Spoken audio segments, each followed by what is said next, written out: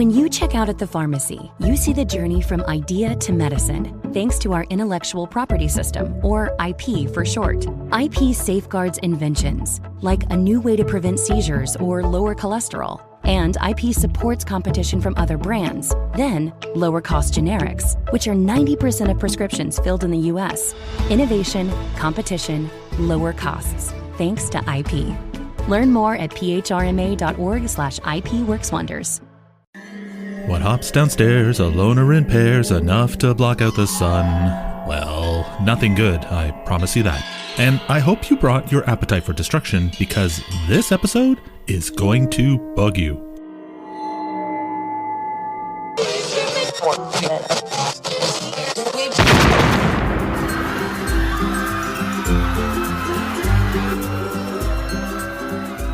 Hello, and welcome to Doomsday, history's most dangerous podcast. Together, we are going to rediscover some of the most traumatic, bizarre, and awe-inspiring, but largely unheard of or forgotten disasters from throughout human history and around the world. On today's episode, you'll learn the horror of insect biomass. We'll learn that some problems can only be solved with a knife and a fork, and you'll need them because we are facing our very first extinction-level event. This is not the show you play around kids or while eating or even in mixed company, but as long as you find yourself a little more historically engaged and learn something that could potentially save your life, our work is done. With all that said, shoo the kids out of the room, put on your headphones and safety glasses, and let's begin.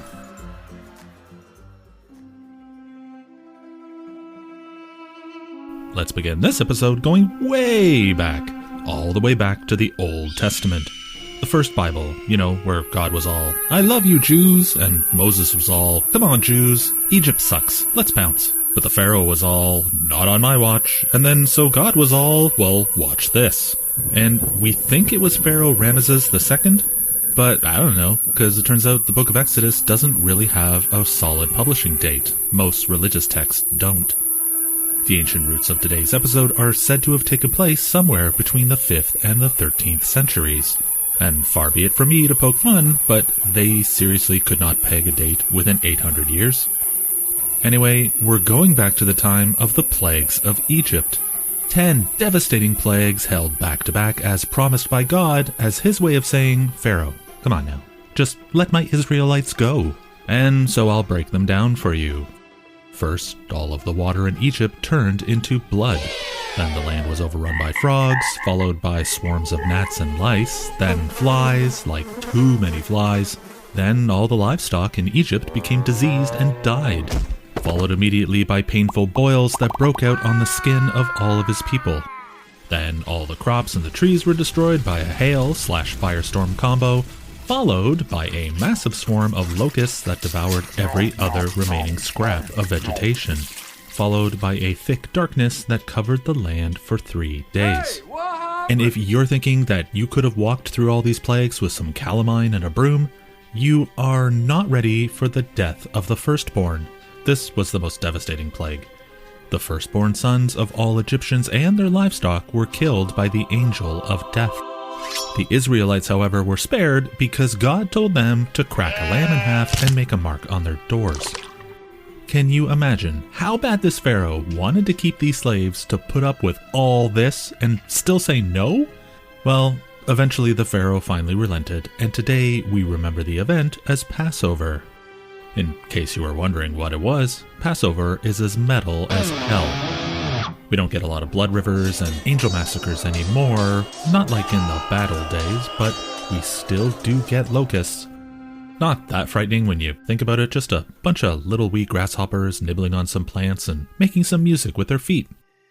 In some parts of the world, people keep them as pets. They consider them good luck, but, and this is a big but, they pose a pretty serious danger for agriculture.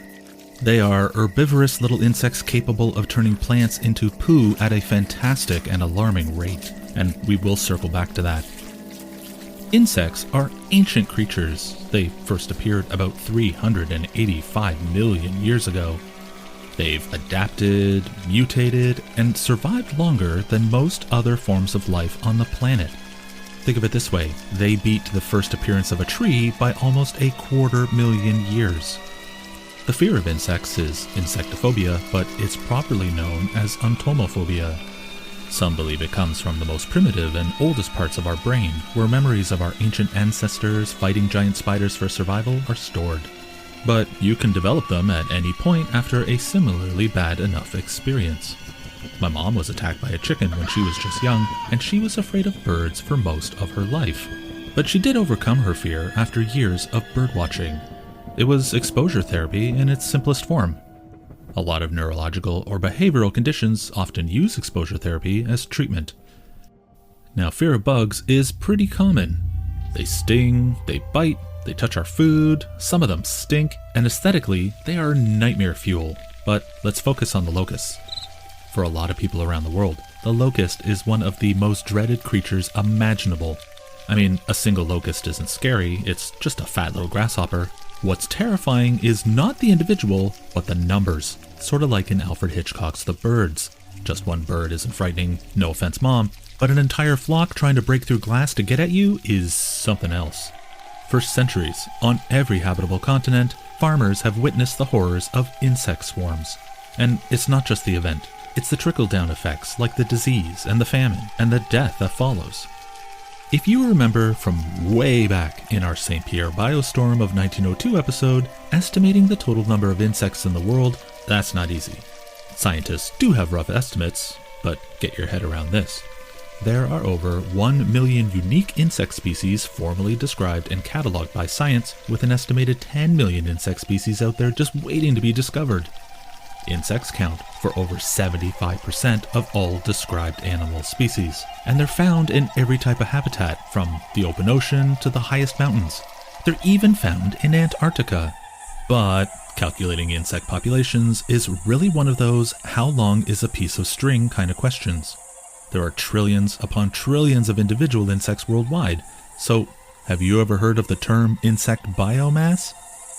Because of their numbers and their small size, insect populations are often calculated by weight. On a colossal scale, with all of the world's insects on one side and all of the Earth's animals combined on the other, insects would tip the scale. It's a really disturbing thought, but this is not an ethnobiology podcast. So let's momentarily leave the realm of nightmares and travel to the fertile plains and rolling hills of Kansas. The Sunflower State, you know, where Dorothy hitched a ride on that tornado, where Superman landed as an alien space-pod baby, and the home of the world's largest ball of twine. Yep, that's Kansas. It's also known as the Wheat State. They got about 1/5 of all the wheat grown in the United States, harvested right there in Kansas. No single US state produces nearly as much wheat as Kansas does. They harvest enough to make about 36 billion loaves of bread every year. That's 9 million Dodge Caravans worth of bread. Of course, it wasn't always that way. During the Dust Bowl of the 1930s, Kansas and most of the Great Plains suffered through severe drought and dust storms that devastated agriculture and made Kansas real estate kind of an afterthought. Rewind about 60 years further, and the Civil War just ended, and the government wanted to fill Kansas with settlers, so the Homestead Act of 1862 granted public land to anyone willing and able to settle and farm there. Well, anyone but the original native population, they kind of found themselves excluded from the offer. And ethical considerations aside, this was a pretty good deal on paper, and Kansas became the most attractive destination in the nation. Our story begins in the spring of 1874. During the spring and early summer months of that year, the state got the kind of rain that gives farmers dollar-sign eyeballs. It was more than enough to support the crops and maintain good soil moisture, so the farmers ran around sowing seeds like candles burning at both ends. They were already calculating their profit from a bountiful harvest. At least until summer came along with other ideas. Abundant rain was replaced by non-stop heat that evaporated the soil moisture, eventually resulting in drought-like conditions. This pretty extensively damaged the crops, and in the time before industrial farming, families depended on those crops to eat as much as to make a living. And they depended on eating to survive through the rest of the year. You know, like in the story of the grasshopper and the ant? Well, here's where our story gets buggy. If you see a grasshopper, it's no big whoop. They kind of look like a flying clothes peg. They're solitary creatures. The simple grasshopper is among the oldest group of chewing herbivorous insects on Earth. They date back about 250,000 years to the early Triassic period. The farmers may not have been loving these conditions, but they were ideal for grasshopper eggs. Grasshopper eggs are small and usually laid in underground burrows or in the soil. They prefer sandy areas. They lay their eggs and then they just lay there dormant, waiting for just the right conditions, and boom, they hatch. And from a simple egg, a nymph emerges and then molts and molts and molts until eventually wings appear. And it's not the wings that make them interesting. Lots of insects have wings, and lots of insects have legs, but not like these. They have a special folded up looking gam made of extensor and flexor muscles strong enough to fling them at a speed and acceleration that would turn you into an unrecognizable mass. Imagine you could flex your legs as fast as a catapult and jump 20 times the length of your body with 20 Gs of force. Normal humans can't take more than 9 Gs, and even that's only for a few seconds. All this overbreeding led to overcrowding, and overcrowding in the grasshopper brain creates a bit of a Jekyll and Hyde effect. All those busy grasshoppers bumping and jumping around into each other releases serotonin into their brains, which causes a phase change in behavior and appearance. They change from a lovely cartoonish green to more of a brown yellow, they get super horny, and their appetite for destruction quadruples, kind of like feeding Mogwai after midnight from Gremlins. I explained all this to my wife, and she immediately made the connection between grasshoppers and the Hulk. Serotonin is the gamma radiation that transforms them into monstrous versions of themselves. And even worse, in times of drought, prairie grasses tend to concentrate their sugars in their stalks, so as the grasshoppers become hungrier, the grasses, for reasons, defend themselves by becoming more delicious. When you hear the term gregarious, you're picturing some outgoing tuxedo gentleman at a party, captivating everyone with their sparkling wit. Well, grasshoppers have a gregarious phrase, but it's not like it sounds. They begin to self-align and automate into a destructive, almost robotic swarm that picks a direction and goes. They join together in bands, and those bands slowly join together and build into bigger and bigger swarms. And when you get a swarm large enough, they call it a plague. The grasshopper variety we're going to spend our time with is the Rocky Mountain locust, or Melanopus spiratus. If you've ever wondered what the difference between a grasshopper and a locust is, well, grasshoppers are non-migratory little fellas with a song in their feet and a pocket full of wisdom to share, like something out of a Disney film. It's only once they become migratory and destructive with a high-density concentrated population that we start to call them locusts, and they've got thoughts about group play. They seem to have figured out the concept of security in numbers, and part of this means they will lay about 1,000 eggs in every square meter of ground, increasing their numbers and moving together as an ever-expanding mass. So imagine it's late on one July morning in 1874, you're fetching water as a whirring, rasping sound builds around you. You look up and you see something like a huge and shapeless dark mass moving between the sun and the earth. Imagine this cloud of darkness is at least 40 kilometers or 25 miles wide, and imagine in every square kilometer or mile, there's almost 200 million insects. Imagine watching as the sunlight dimmed and the sky darkened before you, and then small moving objects begin falling from the sky, pelting like hail, squirming, crawling, and landing on everything as far as the eye can see.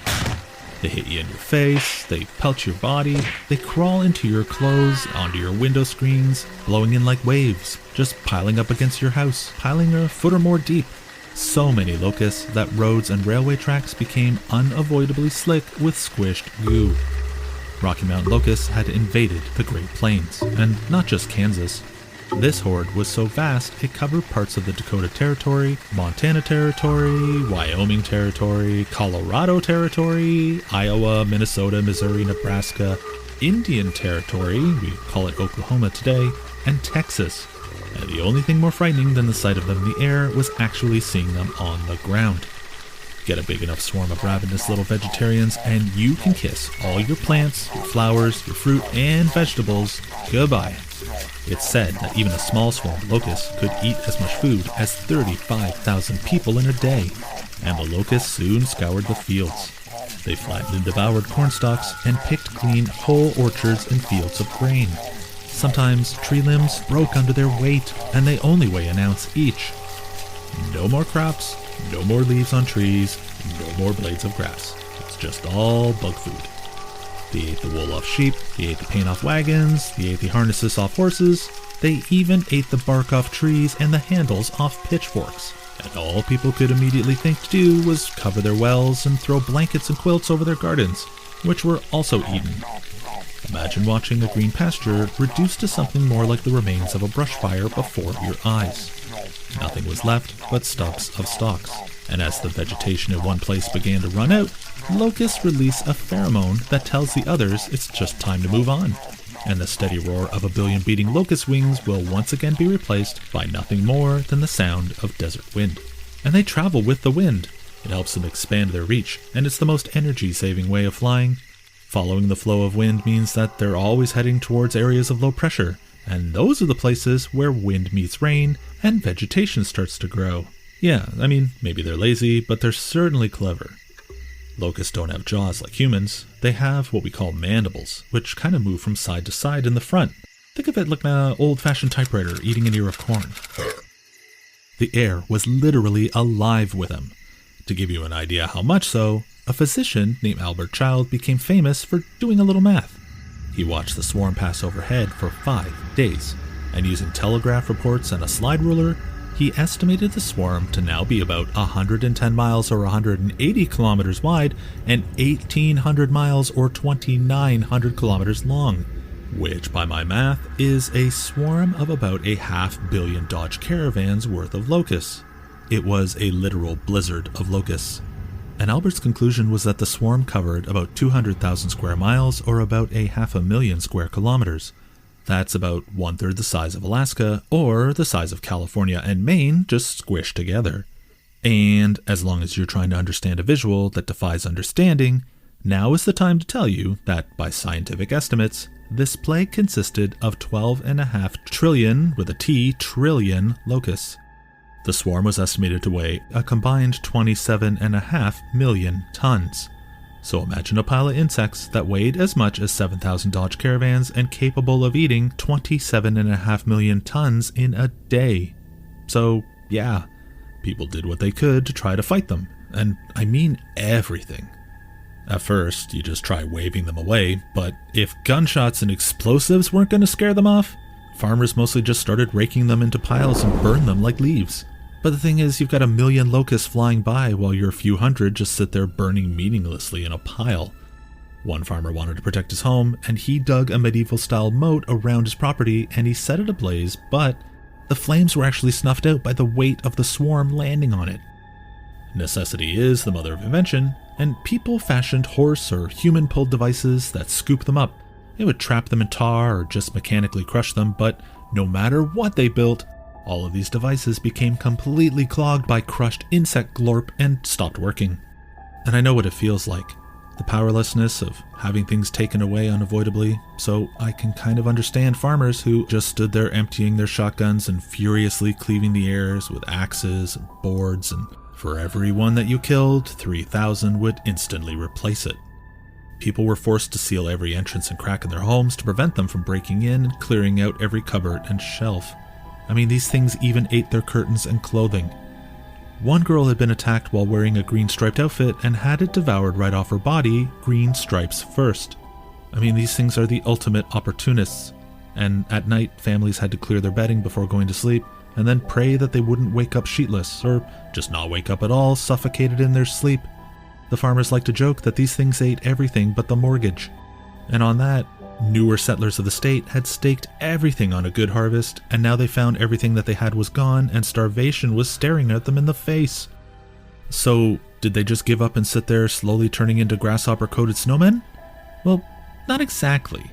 There were other ideas. Entomophagy? Who? You've never heard of it? Okay, that's cool. It's just that, in many cultures, grasshoppers are considered a delicacy. Grasshoppers are full of protein, and you can find them on menus in countries like Thailand and Mexico and parts of Africa. They're often cooked or fried and seasoned, and they're even becoming a thing here in North America. I did some marketing work for a cricket farm a few years back myself. In fact, if you're game, Fire me an email or a DM, and I will try to figure out a way to send you one to eat. Speaking of hunger and despair, starvation has followed locust plagues throughout history. The most elegant description for those who had died was that they had died for want of food to keep the body and soul together. Simply put, eating bugs was proposed as a way to cull their numbers while feeding the hungry, which is a little like drowning in tapioca and being asked to eat your way to safety. Newspapers noted that chickens and horses had been eating the locusts without complaint and offered some tasteful suggestions. Locust soup, baked locust, locust cakes, locust with honey, and just plain locust by the handful. Crickets are said to have an agreeable nutty flavor once their legs and wings are ripped off and they're fried in butter. But lots of farmers who had watched their farms destroyed by these things were very much in the camp of "F that." The suggestion may have been sincere, but to those affected, it was unspeakably insulting, and a lot said they would rather starve than eat these things. And the barnyard animals that had been eating them became bloated, and their meat was said to taste terrible. Not just that, these little assholes also left behind foul-smelling excrement, which turned ponds and streams brown, which poisoned the water for man and animal. Others were all, that's a lot to think about, and then quietly packed up all their stuff and returned to live with families back east. Kansas quietly lost as much as a third of its population, and westbound immigrants heading to the plains fell by as much as 20%. So, you're listening to a podcast about a bug apocalypse, and then it tells you that, according to the United Nations Food and Agricultural Organization, locusts still represent a threat to 10% of the world's population. Would you know what to do? Is there any chance that we could somehow prepare for a plague of locusts? Well, if a locust swarm came to a big city in the US or Europe, it's hard to say. If we did catch a lucky break and we were warned of the incoming swarm, we could begin a mass spraying of chemicals and pesticides over the green spaces, which would kill the locusts when they arrive, along with everything else. A biological control for locusts is a fungus called Metarhizium acridum. It acts like a kind of a natural pesticide, and it kills the locust from the inside out, but it's not 100% kill rate, so what are we supposed to do? Well, ducks. Yeah, you heard me. They might be cute, but they are ravenous monsters and a plague amongst bugs all by themselves. Locusts are a delicious treat to water birds, and ducks will eat more than 200 in a day, so in some parts of the world, they are the frontline warriors against invasion. Of course, once the ducks win the insect wars, we'll have a huge amount of ducks running around, but we'll cross that bridge when we come to it. I mean, what eats ducks, right? So I'm going to use the rest of this safety segment to give you a quick 101 on duck care. If you're going to be taking care of a duck, it's not going to be as easy as setting up a bunch of lights and live streaming every little quack and shaking tail feather. These things need their own safe and clean home, like a duck coop or a shelter. They do better outside than in, and not just because they're messy and not poop trainable. They need clean water for swimming and drinking and exercise, and they will eat all sorts of crazy stuff, but what they really need is waterfowl feed and fresh vegetables. You're also going to probably want a vet on call who understands wildfowl just in case they eat the batteries out of your remote. Another thing to consider is why just have one duck when you can keep two for just twice the price? See, ducks are social creatures, so consider keeping at least two to prevent loneliness and insanity. And as Lindsay from the Ye Old Crime podcast so emphatically reminded me, ducks can be super aggressive sexually, so you're going to need to keep your head on a swivel. So, what happened? Well, we saw what happened. Wrong place, wrong time, bad circumstances, but it wasn't all bad news. After the fact, some crops actually matured late, which was incredibly lucky. These crops missed the whole thing, and the swarms had already passed on. The rest of the nation sent money and supplies, including rail cars full of barley and corn to assist Kansans with next year's planting, and the railways even hauled it all free of charge. And all of this generosity helped some very lucky families avoid starvation. We don't know how many people died. It's almost as if records weren't kept, and we'll come back to that. Damages to the crops alone cost over $200 million, and that was in the 1870s. Today, that would be almost $5.5 trillion in damage. The federal government exempted farmers from residency requirements, enabling them to briefly leave their land and relocate their families so they could work and recoup their losses without fear of losing their claim to their original land. The act even provided an extended leave should the locusts return in 1875. and as summer ended and colder weather started to set in, the locusts became stiff and unable to move.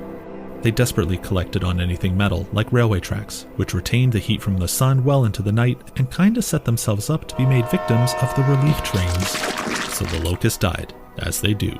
And now, the countdown was on to spring and the expected hatching of billions more. You know, second verse worse than the first. But when spring arrived, it still felt like winter, including ground frost, which was enough to damage and kill eggs. The farmers had already taken to their knees and prayed, fearing for the worst, but then against all odds, a late snowstorm paired with the hard frost killed most of the immature insects, which allowed farmers time to actually replant crops before harvest. It was a post-Christmas miracle. The Rocky Mountain locust would plant eggs on the plains during the swarm years, but in regular years, it was really dependent on a few narrow breeding grounds along the slopes of the Rocky Mountains. And as settlement moved west, people ended up farming that land. They plowed it, they deforested it, they irrigated it, and they replanted it. And all this human activity destroyed their breeding grounds, and otherwise these things would have just sat there for 20 years before hatching. There was also an influx of insect-eating birds, and farmers had been switching to hardier and more resilient crops like winter wheat, which matured in the early summer while locusts were still learning to walk. Everything came together for the worst possible effect, and perhaps the most surprising twist out of this entire story is that the last example of a Rocky Mountain locust was found in 1902. Yeah, somehow, between 1875, when there were trillions of them, and 1902, the entire species had become extinct. People could not believe that a species that prolific could possibly even go extinct, but it was true. If you're wondering how that's even possible, I remind you of a little something called the Great Plains bison. Commercial hide hunters sought to profit from the booming bison hide market in the 1860s using rifles and other firearms. And they did this every day for 20 years straight until there just wasn't anything left to shoot. Tourists even used to blast away at them from trains just for entertainment. They didn't even use them. They just shot them and then left them to rot meaninglessly. The Great Plains bison just barely survived extinction, but only thanks to the establishment of protected areas like Yellowstone National Park. The whole idea behind the slaughter was just to rob the native populations from being able to use them by any means necessary. It was all part of a broader strategy to force Native Americans onto reservations so the plains would be free for settlement and agriculture by Europeans. Why, yes, the same plains that we've been talking about today. And about the Rocky Mountain locusts, compared to other locust plagues throughout history, no other species had ever responded as quickly and dramatically to the good times as the desert locust. It was the largest and most ravenous swarm in recorded history, way larger than any other locust species. I should point out, the original name given to them was Caleph spratus, when the word spratus meant despised. Nowadays, we rarely see grasshopper hordes due to all the contributing factors we described, including the rise of human population and the introduction of modern pollution. And it has been said that part of the reason that the Midwest to this day remains less populated or developed than the coasts is at least in part due to the Great Locust Plague of 1874 and 1875. The Reading Times of Reading, Pennsylvania said in November 1874, "It was a calamity that no human foresight could have guarded against, no human skill could have hurt. It was as if the land had been directly smitten by the Almighty." And yeah, it sounded grim, obviously. But that's the thing about blaming God for stuff. It's just so easy. Easier still when you've got human PR agents willing to throw them under the bus. California alone faced plagues of locusts in 1722, 46, 53, 54, 65, and later on in 1827, 28, 34, 38, and 46. These things covered entire territories of Washington, Oregon, Utah, Iowa, Colorado, Nebraska, the Dakotas, Minnesota, and New Mexico. So clearly, losing your crops to locusts in this part of the world was kind of a coin toss. And it was all God's fault. But after an 1860 drought in Kansas, locals were left with more than just crop damage. This whole thing had wrecked their faith in the land. They had zero reason not to believe that they had been tricked by developer scum into settling a drought and bug-plagued territory. So what did the officials do to calm their nerves? Well, they burned the records of historical droughts in the area. They made it appear on paper that Kansas was as safe as it was back home in the east for new settlers. More than that, To some, it would look like Kansas was the safest bet around, a land seemingly protected by God against the ravages of nature and her armada of insects compared to her neighbors. A land that would never experience an event so profound that it would shape the very history and population density of an entire country. In 1877, Nebraska passed the Grasshopper Act, requiring every able-bodied man between the ages of 16 and 60 to work at least 2 days smashing locusts at hatching time or face a $10 fine. Other states offered bounties for dead locusts by the pound. By the 1880s, Kansans had recovered enough to be able to send carloads of corn to flood victims in Ohio. According to the Guinness Book of World Records, what happened here remains the largest concentrations of animals ever. The locust plague of 1874 would long be remembered as the single greatest and most frustrating natural disaster in Kansas history, until it was all but forgotten.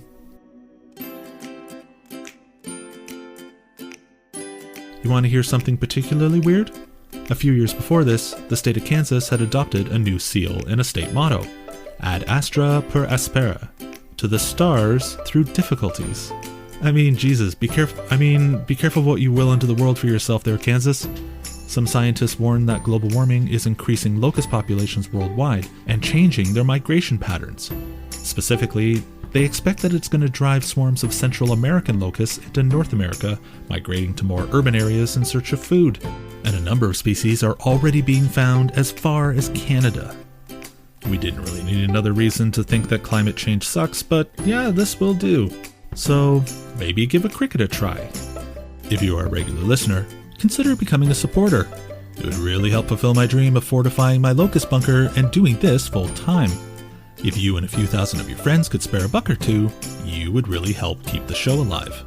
And as a tease, if you had been listening to this on Patreon, you would have heard as we discussed whether Aesop was a thieving jerk, we found out Maury Povich never loved you, we met the loneliest and most extreme insects in the world, we found out if having grasshopper superpowers would kill you, we looked at the weirdest historical plague ever, we discussed the most disturbing regional delicacies in the world, and we shared a recipe for cricket protein energy balls. And to me, I think getting episodes a little early with no sponsor interruptions and with additional ridiculously interesting material is worth it. And if you agree, you can find out more at patreon.com/funeralkazoo. And now I want to put out a quick but heartfelt shout out to Sean Partlow, Julie Meehan, Alexia Gordon, Rebecca Willoughby, Gruzlav from Poland, Aaron Valenzuela, and Reed Mayo for helping support me on Patreon.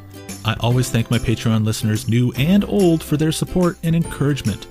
You can reach out to us through Twitter, Instagram, and Facebook as Doomsday Podcast, or just fire an email to doomsdaypod@gmail.com.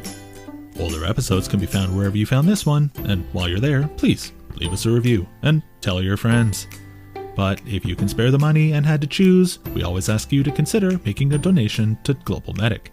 Global Medic is a rapid response agency of Canadian volunteers offering assistance around the world to aid in the aftermath of disasters and crises. They are often the first and sometimes the only team to get critical interventions to people in life-threatening situations, and to date they have helped over 3.6 million people across 77 different countries. You can learn more and donate at globalmedic.ca. On the next episode, we are heading back to Bella Italia, but it's not going to be so bella after this. It's the Seveso disaster of 1976. We'll talk soon. Safety goggles off, and thanks for listening.